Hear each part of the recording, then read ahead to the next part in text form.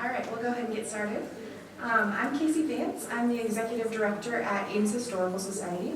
Welcome to our program this evening. We have a really special speaker tonight for our bonus lecture series program all the way from Rochester, New York. We're really fortunate to be partnering with Ames Public Library and the Ames Public Library Friends Foundation in presenting our lecture series this year.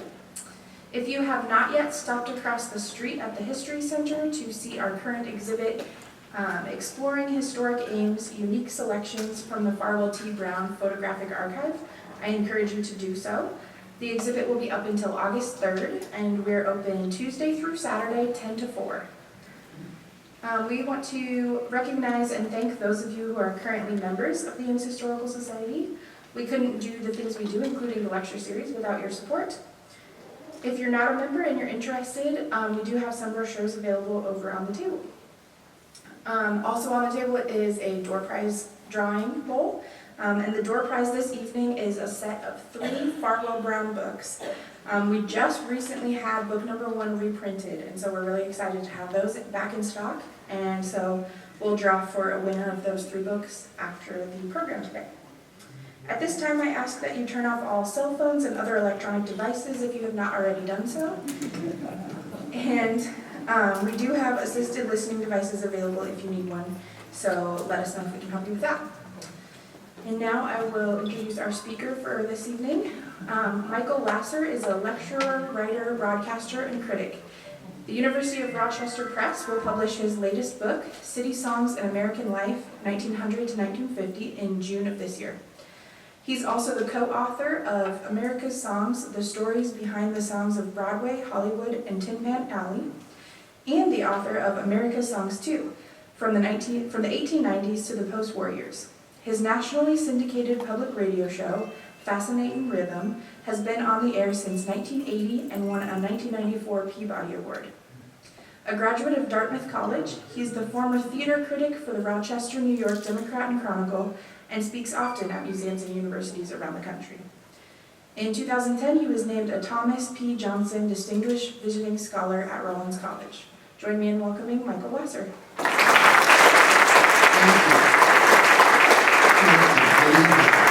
It's good to be back in Iowa. I learned to say that from a song. Yes, I always thought it was Iowa, but I was raised in New Jersey. I went to school in New Hampshire, and I live in New York. What do I know about Iowa? But I am presuming to come to Iowa from the east to tell you about the Midwest, at least the Midwest in song. By way of further context, very briefly, my particular range of interest is what's come to be known as the Great American Songbook, 1920 to 1950. If you're unfamiliar with the term, it may be because it's only been in any use at all for maybe 10 or 15 years. In other words, when I started to get interested in this stuff, nobody called it the Great American Songbook. But these are the years when Irving Berlin and Richard Rodgers and the Gershwins and Cole Porter and the rest of them were at the height of their powers. And then I extend back, that's basically 20 to 50, from the end of one war to the end of the other war. And what really signals its demise is the coming of rock and roll. It persists. History isn't as neat as history textbooks would make it out to be. If the Great American Songbook ended in 1950, then what shall we do with Singin' in the Rain from 1952 and My Fair Lady in 1956 and Stephen Sondheim this morning? So those kinds of lines, those date lines are useful, but you need to be wary of them. Leonardo da Vinci did not wake up on January 1st, 1500 and say, oh my God, it's the Italian Renaissance, I gotta get busy. You get the message, okay. And so what does all this have to do with the Midwest?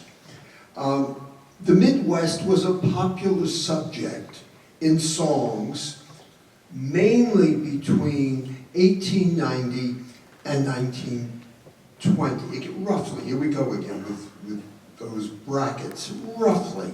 And I want to talk about why. By 1900, we're now past the Civil War by some 35 years. By 1900, we were a nation in great flux, and we were a nation on the move. In 1900, there were 3 simultaneous migrations that changed America. Do you know what they were? I'm not suggesting they began in 1900. I'm suggesting they were going full speed in 1900. Any idea what they were? I ask questions. Don't raise your hand, just yell out.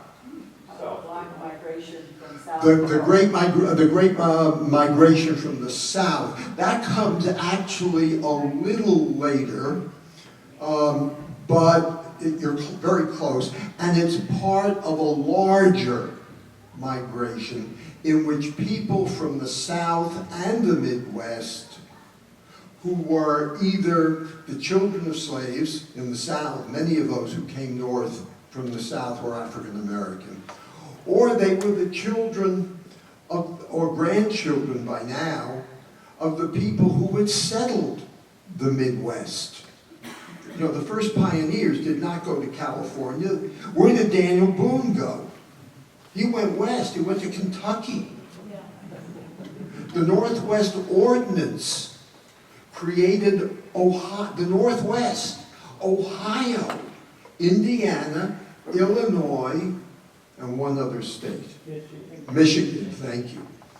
In fact, I've just started reading David McCullough's new book about the Northwest Ordinance. So there is this great movement from small towns and villages and farms to bigger places. Maybe you went to a nearby river town, but much more likely you went to New York. New York exploded. New York became America. It's where everybody wanted to be. It was the future. That move is part of what changed us from a rural agricultural country to one that was urban and industrial. A lot of the people who moved were young, they were single, and a surprisingly large number of them were women. Do you know Theodore Dreiser's novel, Sister Carrie? Anybody? Anybody still reading? Sister Carrie is a young woman who goes to New York and her life comes apart. It's a tragic novel, but it's that story. So we end up with songs like In the Heart of the City That Has No Heart. But we also have songs that celebrate its life, the life that the city gives you, the freedom, the adventure that city living gives you. The second great migration, we were still moving west. In 1900, we were not yet 48 states. My father was born in 1909. Now, I'm not young. I'm far from young. I don't remember being young. I'm as old as some of you are, my God. But my father was born when we were not yet 48 states. We're that young a country. So there's that, and that move west certainly changes us. The move to the city changes us. You know the third one? From Europe. Before 1880, or the 1850s actually, the people who came were mainly, at least metaphorically, blonde and blue-eyed. Whether they were or not, metaphorically, they were blonde and blue. They were English, and they were Scotch, and they were Scotch-Irish. And then in the 1840s and 50s, you get the potato famines, and you get large numbers of Irish. And my God, they're Catholic. So they're keeping guns in their cellars, you know, when the Pope gives the order to take over the country. Americans believed that. Your ancestors, your good, solid, Protestant, Midwestern farming ancestors believed that. Boy, the room just changed. But at least they spoke English. At least they were white. At least they had blue eyes. You know what happened next? You ready for this one? We got Italians, and we got Jews, and we got Poles, and we got Greeks, and we got Russians. And you know what they all did in their worship? They drank. Part of Prohibition was prejudice against all those groups. One of the things that nobody got up and made a speech about it, but I'll bet if you went to a revival meeting somewhere, you'd have heard about it. The exoticism. They became the other. And we all know what happens to the other. We are a nation of immigrants, but nobody welcomed us when we got here. You had to fight your way in. And it took a generation and maybe two. So what did you do? You were like water. You found the opening. Why are so many of the songwriters of the Great American Songbook Jewish? And before them, they were Irish. The Irish and the Jews create Tin Pan Alley. Because nobody cared who they were as long as they could write hits. But J.P. Morgan wasn't hiring. See? So you've got these three migrations that are changing the country. In 1900, 70% of New Yorkers, 70%, have been born somewhere else. It may have been Mobile. It may have been Ames. It may have been Vladivostok or Athens or Warsaw. But they were, or Shanghai. They were coming from the other side too. Who built the Transcontinental Railroad? The Irish from this side and the Chinese from that side. It's a check for this side. Lots of people did, but the preponderance.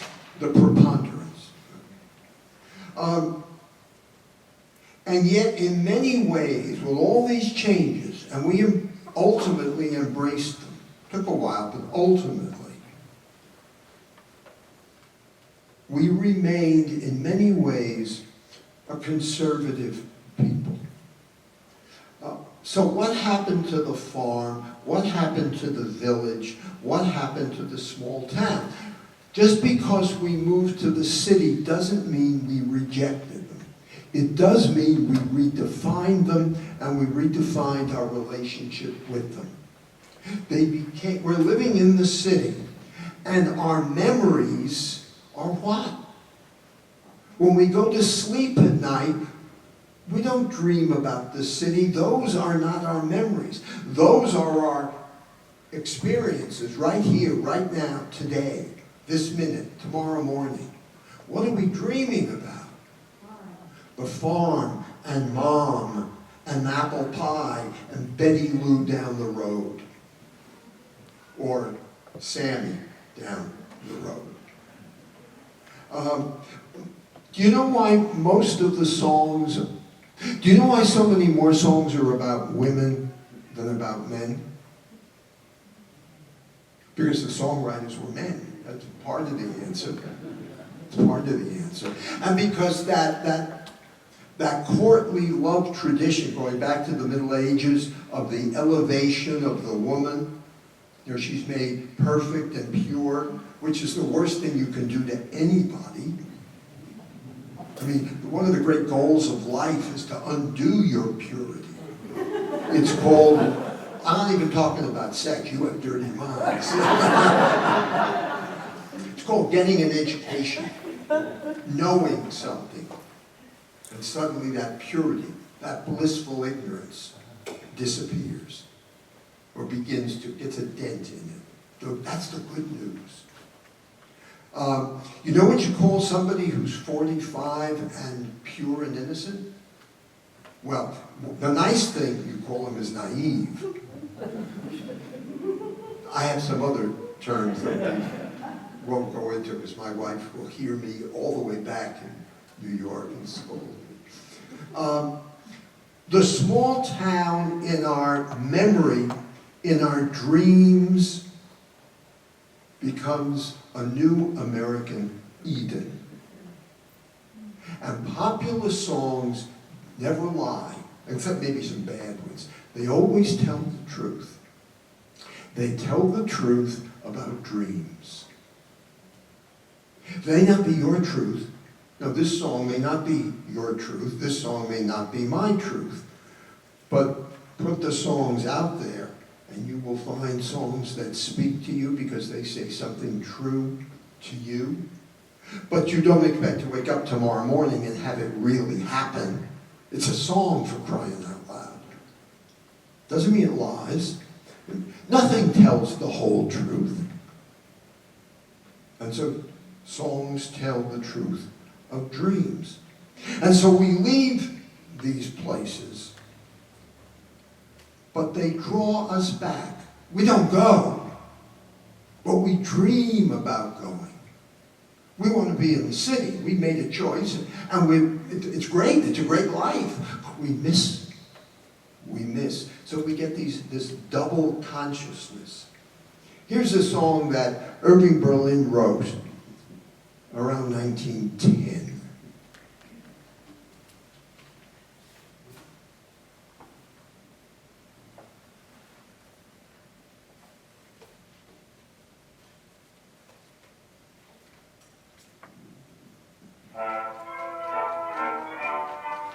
Original recording.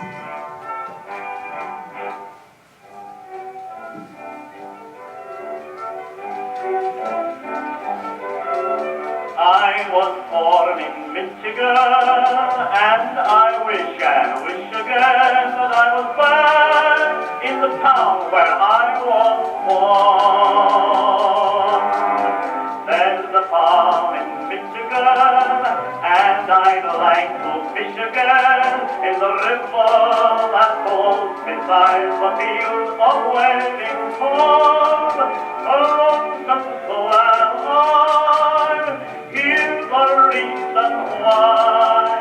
I want to go back, I want to go back, I want to go back to the farm. Away from home, where the milk fed on my own. I get the rooster, I want the juicer, wake me up and for I think your great big city is very pretty. Nevertheless, I want to be there, I want to be there, but not to someone from shore. That's why I'm Michigan, and I walk in Michigan, down on the farm. Now that's a very traditional point of view in a very modern setting. That's a ragtime song. And ragtime was all, could you hear all that syncopation? Yeah. That makes it very modern in its day, in its time. But the point of view is, I can't wait to get back home.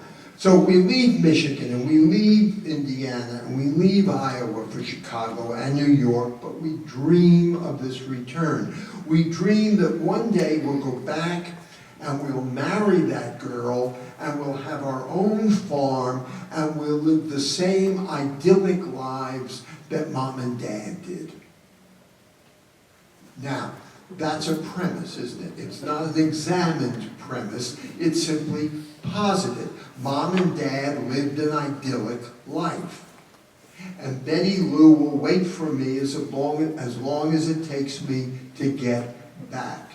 And if you believe that, I got this great bridge over the East River that I'm selling cheap. But of course, we didn't go back. We stayed right where we were. Were there individuals who went back? Of course. The first generation of Italian immigrants largely went back. But then another wave came and they stayed. When the Irish started writing songs in Tin Pan Alley, very early Tin Pan Alley, and writing about colleens, they were writing about girls back in Ireland. But within 10 years, they were writing about Irish American girls. Sweet Rosie O'Grady lives around the corner from the guy who loves her. And there's absolutely nothing Irish about the song except the girl's name. And Irish songs proliferated. They were all over the place. Do you know that Take Me Out to the Ball Game is an Irish song? Now, you all know the chorus, right? Take me out to the ball game, blah, blah, blah. Anybody know the verse that precedes the... You know, you understand the difference when I'm talking about verse and chorus in the song. Everybody understands? All right. And the verse provides dramatic context for what I feel. Here's why I feel it. Here's why I'm saying, take me out to the ball game. Here's how the verse begins. Katie Casey was baseball mad. And this guy comes up to her and says, hey, Katie, he's trying to make time with her. How's that for an old-fashioned expression? Katie, this guy comes up to her and says, hey, Katie, I've got 2 tickets to a Broadway show. Now, I will tell you that in my time, when we still dated, remember, you called up a girl. For those of you who are young, the boy summoned up his courage, dialed the girl on the telephone. We actually had dials. And when her father answered, you hung up, right? And you called back, and you finally spoke to her, and you asked her if she would like to go to a movie on Saturday night. They picked her up and you paid for the ticket. And anyway, dating. When you started, in my neck of the woods, when you started to get serious about a girl, you took her out and you went to a Broadway show. It was an investment in money, nothing else. It was a signal. It was a signal. You know, this is not another movie in the neighborhood. This is a Broadway show. First one I ever took my wife to see was Damn Yankees. Yeah, we went Verdon. I fell in love with 2 women that night. So this idea of dating, and I'm trying to remember why I'm telling you that story. It's a good story, but I have to be Oh, take me out to the ball game. So he wants to take you to a Broadway show. So if you're living in New York, that resonates. And when I first heard that song 30 years later, 40 years later, it still resonated. She says, if you want to take me out, take me out to the bar. That's why she says that. Context. Okay. She's Irish. It's the only Irish reference in the song. But an Irish reference would sell sheet music. And it was the sheet music business. Do you know when it started to turn into a recording business? When records first started to outsell individual songs? Early 20s. Enough people had phonographs, there was enough manufacturing, there was enough distribution of records around the country. You can't separate it from technology. So we had both. We had the reality of New York and the future, and the dream of the Midwest and the past. And Americans were of 2 minds about it. And so our songwriters were of two minds about it. One way to make the point is to say a songwriter will write anything that sells. They are not in the business of writing unpopular songs. Another way to make the point, I think is much more substantive and complex, is to say that ultimately every songwriter is an honest broker. He gives a point of view, it's said. Does that mean he believes it? No. It means he's giving the character in that song a say. People like to say that people like to link authors to characters. Well, go see Hamlet sometime and tell me which character is Will Shakespeare. But don't bother telling me, actually, because it's a waste of my time, if not yours. So, this idea of returning, she okay? Returning becomes one of the central themes of American popular music. Now, it's not a new idea. The first work of literature that I know of in which returning is central is called the Odyssey. All poor Odysseus wants to do is get home, and when he gets there, things are not exactly what he thought they would be. He's got to go off and kill a bunch of people. Now, this idea of returning was not something that songwriters stumbled into. It happened on purpose with a little bit of luck along the way. Music publishing, pause. Define, you all know the term Tin Pan Alley.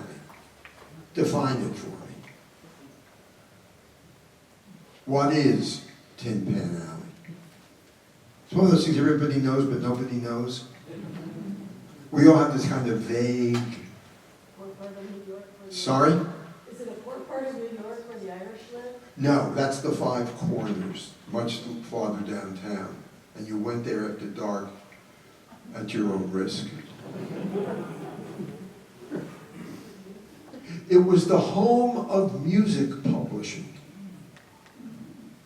Music publishing. Popular music publishers all, you know, in New York, like industries tend to clump. The diamond industry, the garment industry.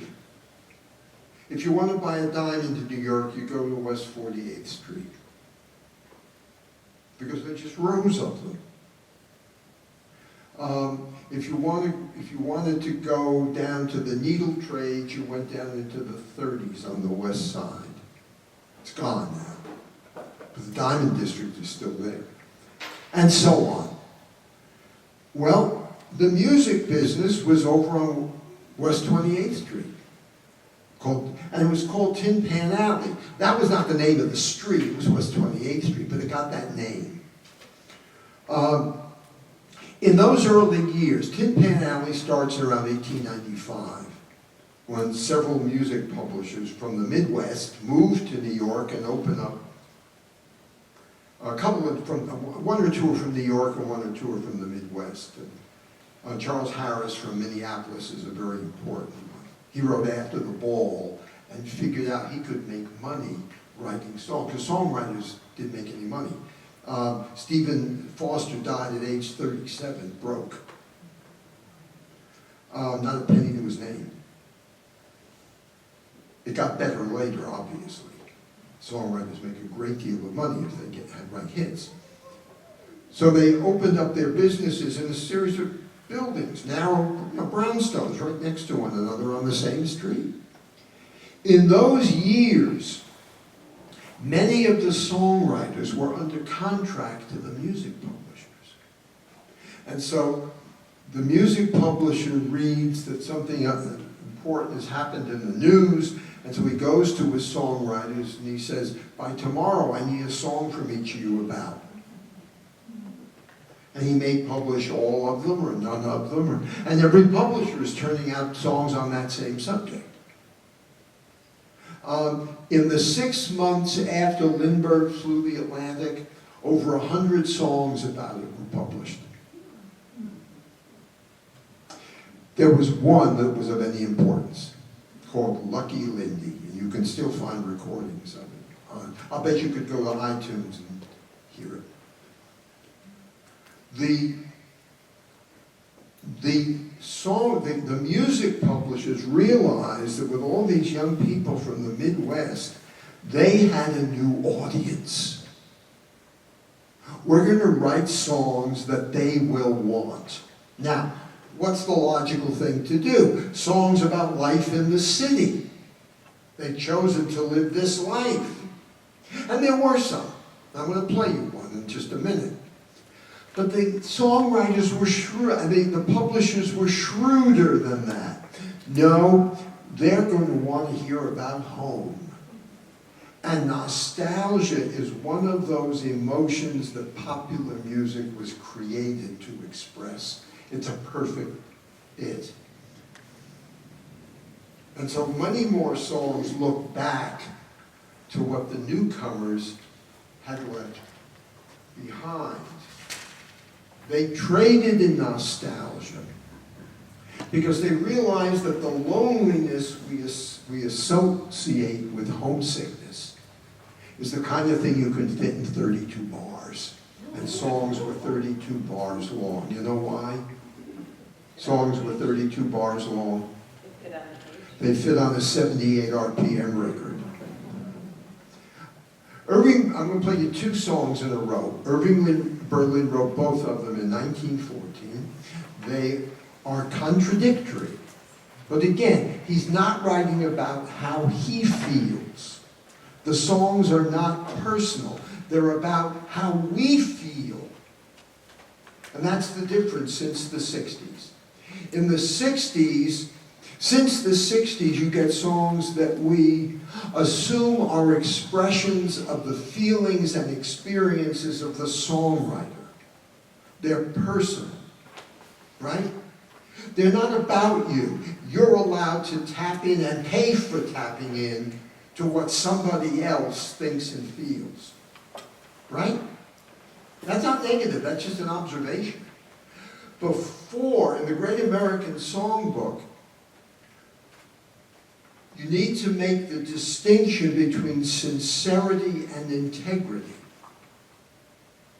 They were not writing sincerely about themselves, their own feelings, their own emotions. They were writing what would sell with integrity. They served the song. What were the needs of the song? They prided themselves on their mastery of craft. If it was on our minds or in our hearts, it ended up in a popular song. You weren't paying for the songwriter's feelings. You were paying for an expression of your own. And so one of these songs is about a farmer who can't wait to get to the city, and the other is about a young man who can't wait to leave it. And we believed in both at the same time, so both show up in our popular songs. The first one is called This Is the Life, and the second one is called Settle Down in a One-Horse Town.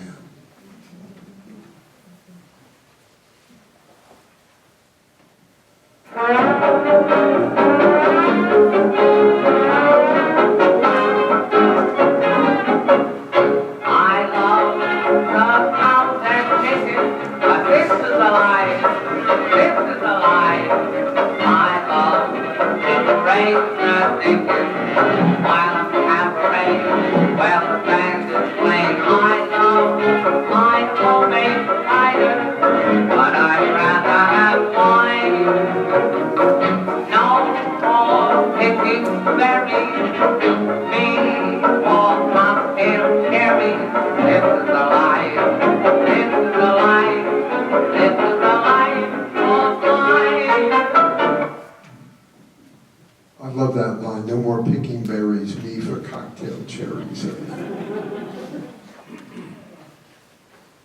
next one. I'm getting tired of the glaring light.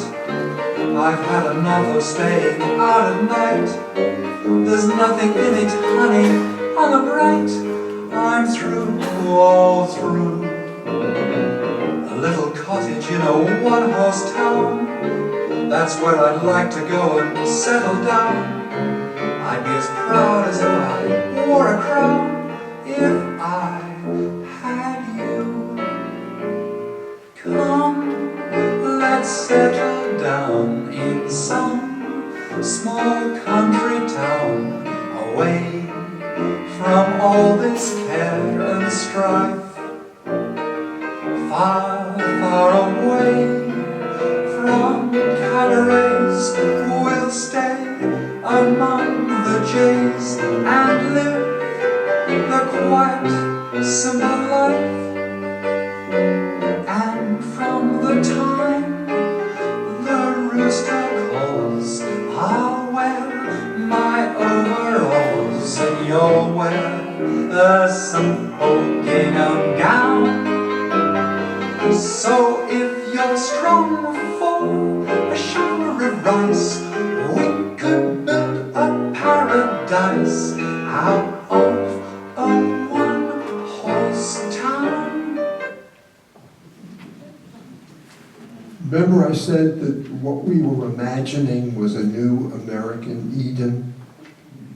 So if you're strong for a shower of rice, we could build a paradise out of a one-horse town. Also a ragtime song. These songs are about anticipation, they're about hope, and they're set in the place that embodies the traditional American values of independence and self-sufficiency. But because they're songs, they're not about philosophy, they're not about political theory, they're about love. They often culminate in proposals and weddings, except in those deeply melancholy songs where return is impossible. I want to play you one of our greatest songs, I think. It's from 1897. It's deep melancholy, fits its time. The characteristic, the most important song form of the 19th century is the sentimental ballad, capital S, capital B. And they're about loss and suffering. They're about the death of someone young and pure. And they are songs of intense melodramatic emotion. They flourish in the decades after the Civil War. We don't, in the 70s and 80s and 90s, we aren't singing about the Civil War directly. We're done. We've already sung Battle Cry of Freedom and Battle Hymn of the Republic. We're done with that. But the war darkens American life. The aftermath of the war darkens American life. If you think wars end when wars end, you need to read some history. The Roaring Twenties, you don't think was shaped by a response to World War I? Sure it was.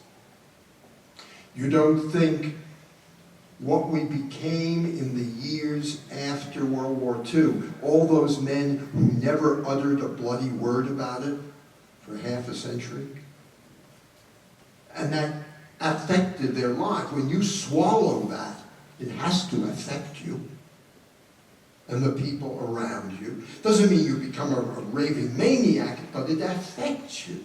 You're a different person. After the Civil War, one of the places you see it is in the arts. Go look at landscapes that were painted in the 1830s and 40s. And then go look at landscapes by important painters that were painted in the 70s and 80s. and the skies are always dark. There are always storms coming. Because they like storms. Did they say, oh, this is after the Civil War, I have to paint storms now? Of course not. Nothing is that simple. But this darkness pervades American life. And we rechannel it into other things over time. That a terrible sense of loss would pervade our songs after the Civil War is no surprise. How could it not? 600, I once figured it out. 600,000 were killed on the two sides. That would, if we fought the Civil War today and the numbers were the same, it would be something like 21 million people who died in the Civil War if it happened today. There's a number to chew on. But I do want you to hear this extraordinarily beautiful and melancholy song about someone who can't go home. It's called On the Banks of the Wabash.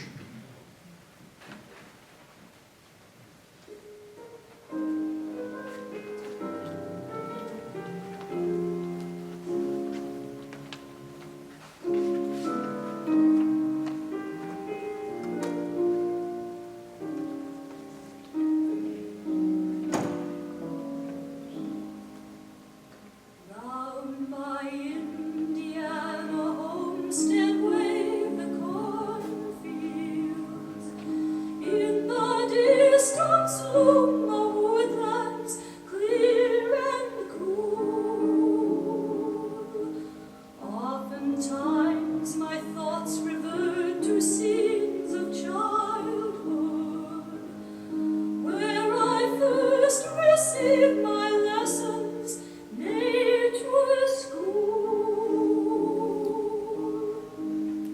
But one thing there is missing in the picture. Without her face, it seems so incomplete.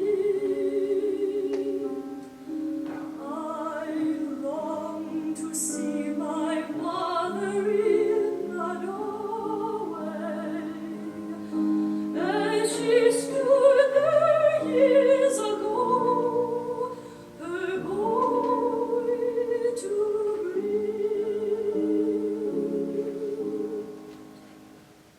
Oh, the moonlight's fair tonight along the Wabash. From the fields there comes the breath of newborn day. Through the sycamores the candlelights are gleaming. On the banks of the Wabash, far away. Isn't that gorgeous? The second chorus, the singer, who was a young man, remembers his beloved who has died. And so he sings again, "Oh, the moonlight's fair tonight." Along that chorus, sung, if you're in a theater, that is something live, something that's happening now and will never happen again quite this way, and you have a great singer, and that singer does that song, I don't care how many times you've heard it, I defy you not to weep. It's one of the great American songs, which Paul Dresser, who by the way was the brother of the novelist Theodore Dreiser, which Paul Dresser wrote in a whorehouse in New York City.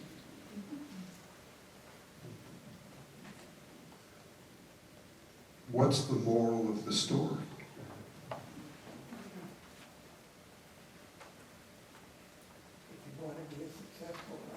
You got to know that. If you want to be a successful writer, finish the sentence.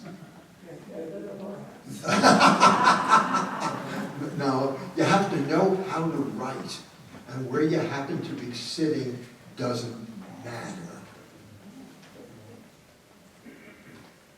Now, a lot of people were hearing that song live this weekend because they always sing it before the Indianapolis 500. Do they really? I didn't know that. For many years, it was sung by Jim Nabors. Did you hear what he said? That song is sung before the Indianapolis 500. I didn't know that. Is it given that kind of a dramatic, or is it part of a whoop-de-doo celebration? Kind of that way. That's it. I didn't know that. Okay, I'll have to go on YouTube and find it. You can find anything you want at YouTube, right?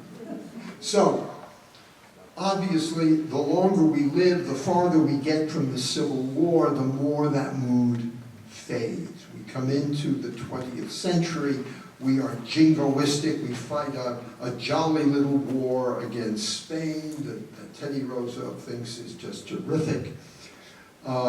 We are entering the modern world, and modernism in songs is not the same as modernism in literature and art and classical music, dance. It's because, again, it is this most conservative of art forms, and it is inseparable from commerce. You can never, all the performing arts are connected to commerce, to business. You can be a superb poet, and you probably don't worry too much about how many copies of the book you sell. Right?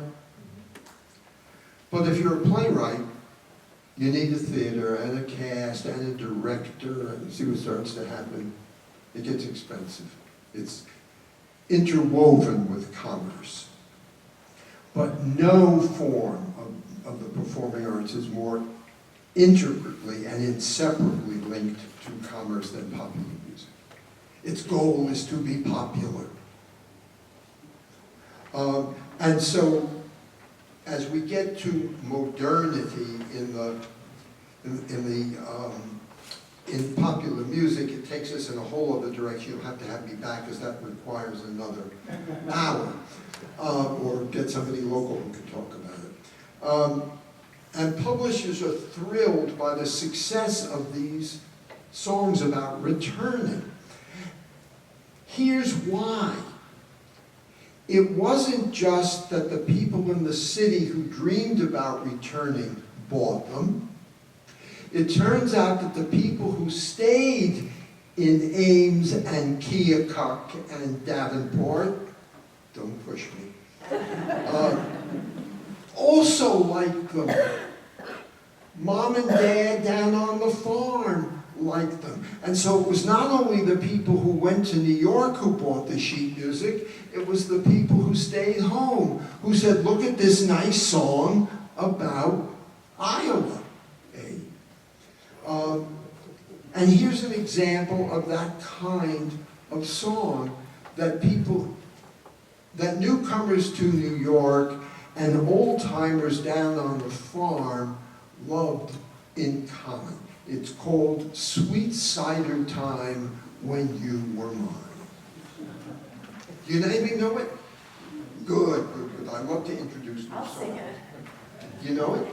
No.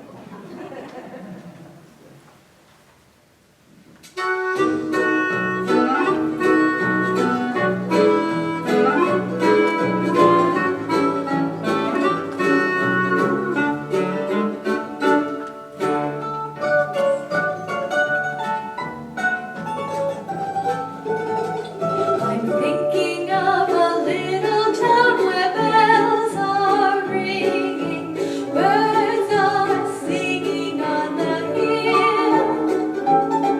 I see you in your simple gown, the memories bringing round my heart that old love thrill. I close my eyes and wander, in dreams I go back yonder. It seems I'm with you still. by the mill. By the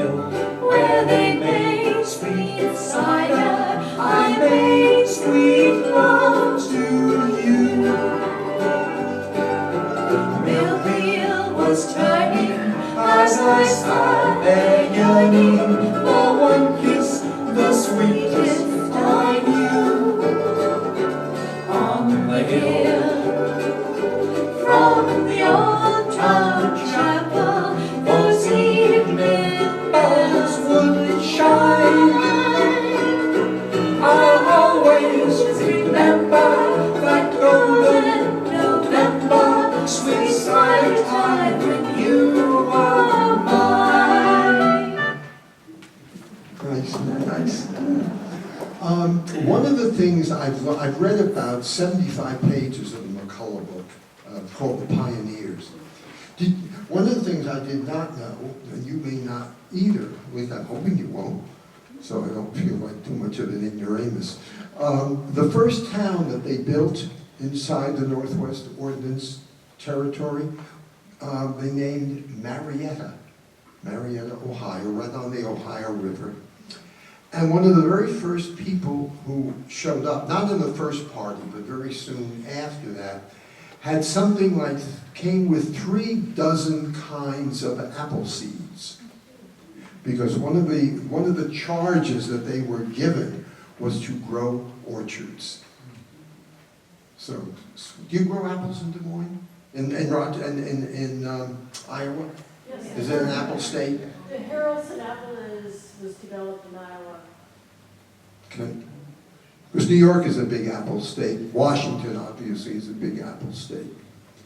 So the Midwest, I guess, is conducive to the growing of apples. So living in the city doesn't mean you never go out into the country, but songs about the small towns soon start to change. Cities not only spread, they enlarge, but what's going on in cities when they're the focal point of national life begins to influence what's going on, obviously. And so far I've been suggesting that city and country are inherently different places, and I think you can still make that argument. But eventually, all those changes in the country, in the city, reach the country, like it or not. The country may not have been the first place to get the telephone, but the telephone arrived. This is a song from 1915 that shows you the effect of city life on country living.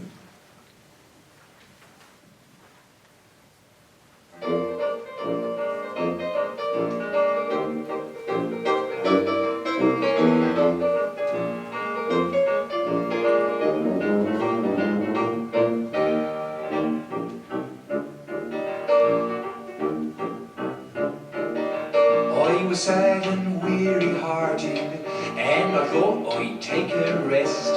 So I hopped a train and started to a place I love the best. Back to my hometown once again, where I could ease my tired brain. Instead of peace and quiet, 'twas a riot. I went most insane. You never know that old hometown of mine. At night along the main street, white light shine. The old YMCA is now a cabaret, and the girls all look so sweet, so neat. They trim a lot and treat around the town a horse is never seen. Now every boob has got a Ford machine with gasoline, and men who stayed home all their lives are dancing every night with all the fellows' wives. You never know that old hometown of mine. The singer is English. It's an American song, and he's doing I don't know what, I think it's Yorkshire, but I'm not sure. I have no idea why he's doing it.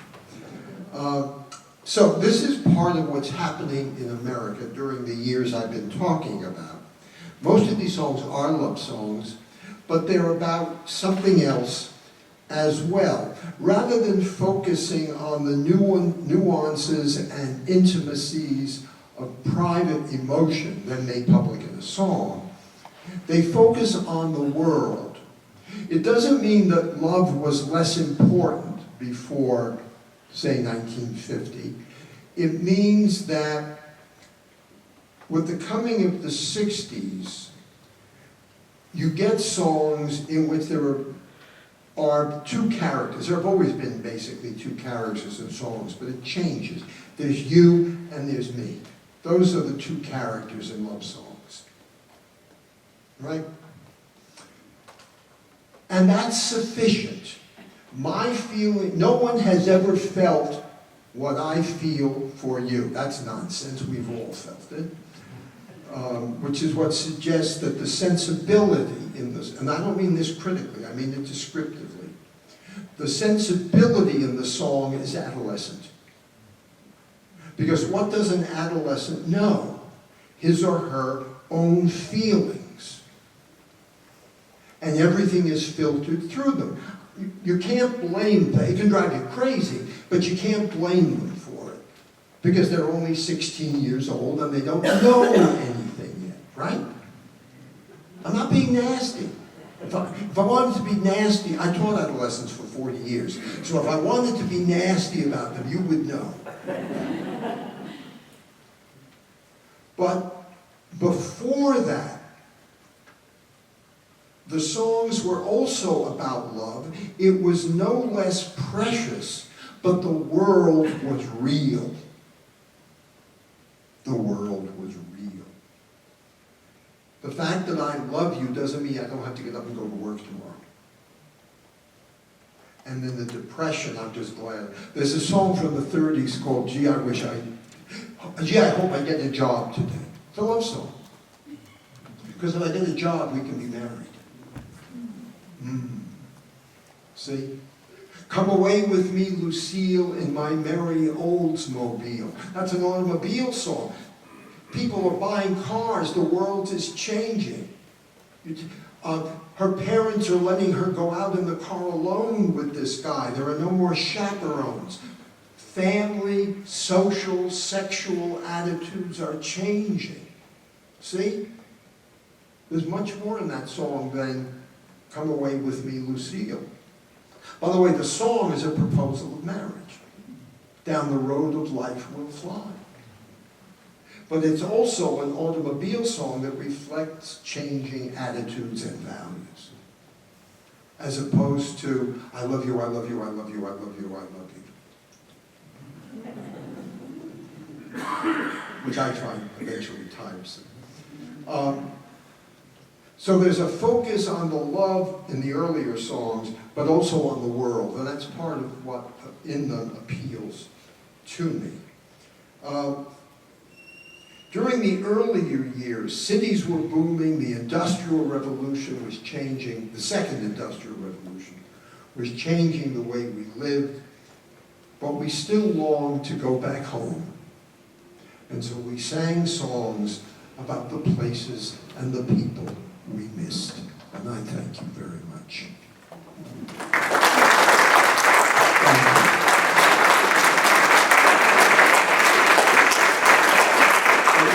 Can I take some questions? Anybody want to ask a question? Yes, sir. In the settled down in a one-horse town, far, far away from the cabarets, so stay among the J. Yeah. With a camera. What's J? Time out while I rep the throat.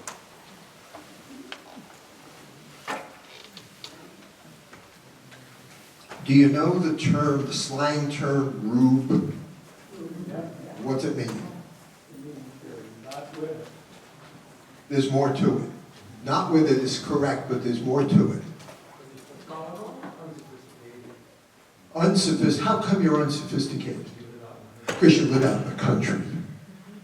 It's a shortened form of the name Reuben, which was in the 19th century and early 20th, was often given to sons of families in the country. If you came into the city and said your name was Reuben, some wise guy would laugh or make a joke at your expense. A J is short for blue jay, which is a way of saying you're a rube, a hick, a jay. Okay. But he wants to go back. And so it's double-edged. We want to live among the nature, the blue jays. But he's using that other form because he's now a city kid. You mentioned taking your wife to a Broadway show. Yeah. Yes, I do. It was 1956. I'm very old, but I'm perky. When I turned 80, I learned the secret motto of the Octogenarian Society: remain vertical. And I've compared, you don't get into your 80s with ailments. And so I've compared them to being at a party and being offered hors d'oeuvres. Someone will come up to you and say, please, sir, please, do try this ailment. And then you say, no thanks, I've already had some. But yes, it was Damn Yankees, and I believe it was the Majestic Theater, which is one of the great old musical houses on Broadway. And the tickets cost, we sat in the front of the balcony. I learned not to do that again because they're very old and there's no leg room. I'm tall. I used to be tall. $5.75 a ticket. And for her 21st birthday, I wanted to get tickets to My Fair Lady as her present. It was brand new. We were both born in 1936. And it opened, this was now, it was late 36. And there was no way to get tickets to My Fair Lady. But I had an uncle who knew a man who knew a man. And I paid, we had to go to a matinee, that's all we could get. And we sat on, Broadway theaters generally have 2 aisles. Far sides, but there are 2 aisles. It's 3 sections of orchestra. And so we sat on the aisle but across, which is a great seat because you have great sight lines. Better actually than sitting on the other side. I was a theater critic for 25 years, and theaters that had any sense at all always put the critics in those seats because they could see. And we sat, I don't know, 2/3 of the way back in those seats. And scalpers' prices for a matinee, so it's cheaper, $9. Yeah, to go to the theater in those days, you did not have to mortgage your firstborn.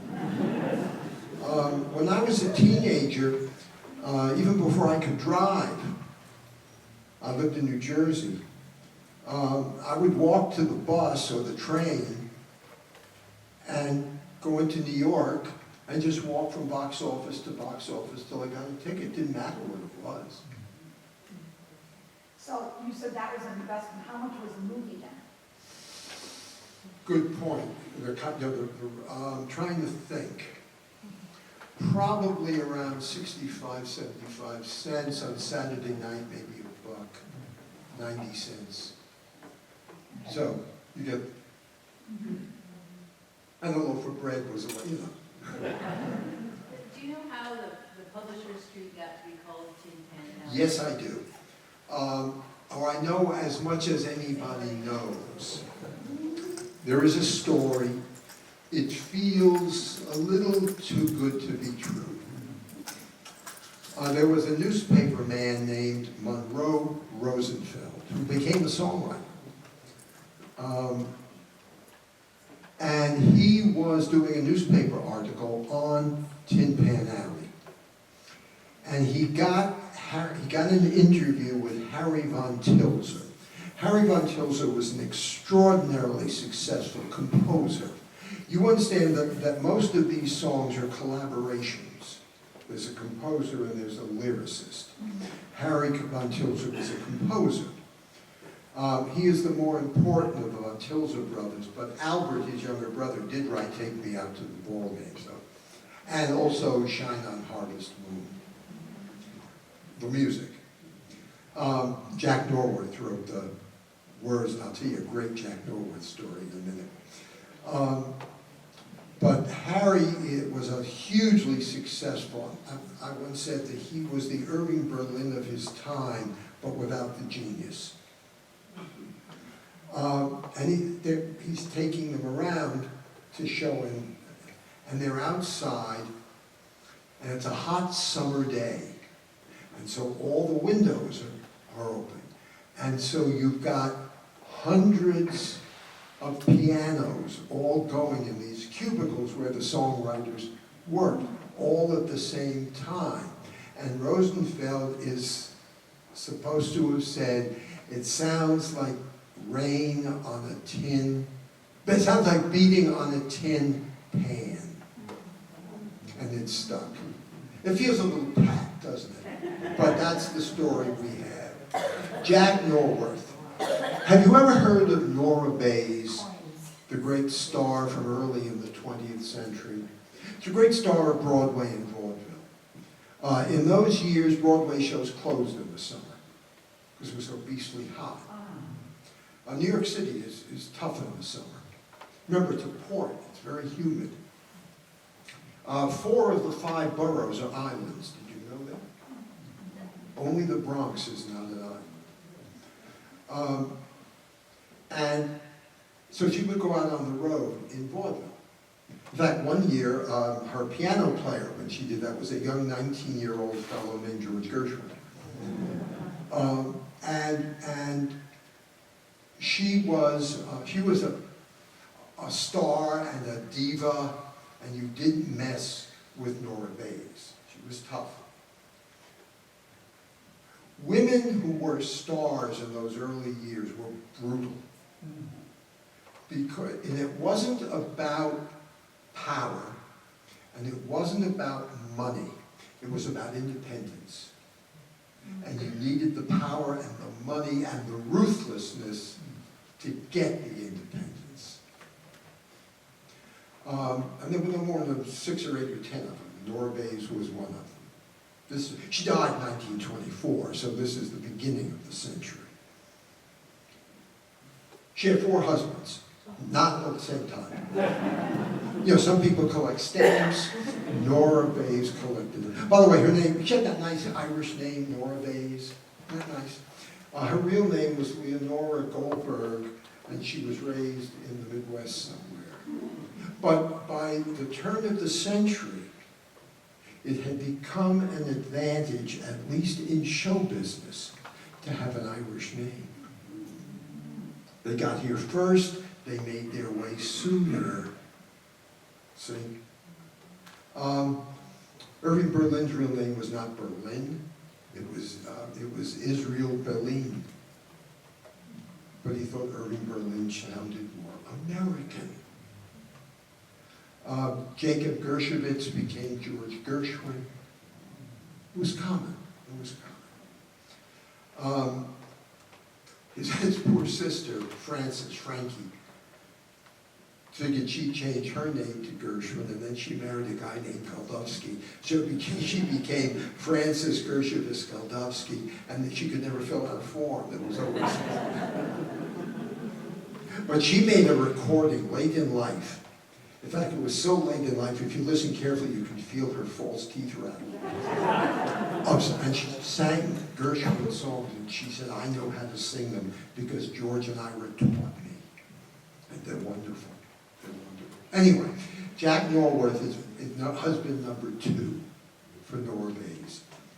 And she catches him in flagrante delicto, I like to show off my Latin, with one of the chorus girls. And she threatens to leave him because his delicto was apparently quite flagrante. And he begs to be forgiven. And she agrees, and there are conditions, and she lays them out. But the one that was the most painful was this. In vaudeville in those years, there would be at the sides of the stage easels. And before an act began, someone in a costume, a uniform, an usher kind of uniform. Remember Johnny from Philip Morris, those kinds of faux military-looking uniforms, would come out and remove one placard and put down the new one. It was the name of the new act. You know, Sonia and her performing seals, whatever. And then when Sonia was done, it would say Miss Nora Bayes or whatever. Well, it always used to say Nora Bayes and Jack Mulworth. They were double. Except now the sign said Nora Bayes, ably assisted by Jack Mulworth. She got it. She got it. Any other questions? You didn't ask that one, but it's a good story. Don't mess with Nora. Okay, you all go home now? Thank you.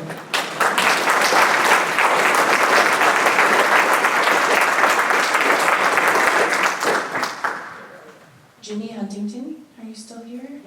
Okay, you get the books. Thanks for coming tonight, everyone.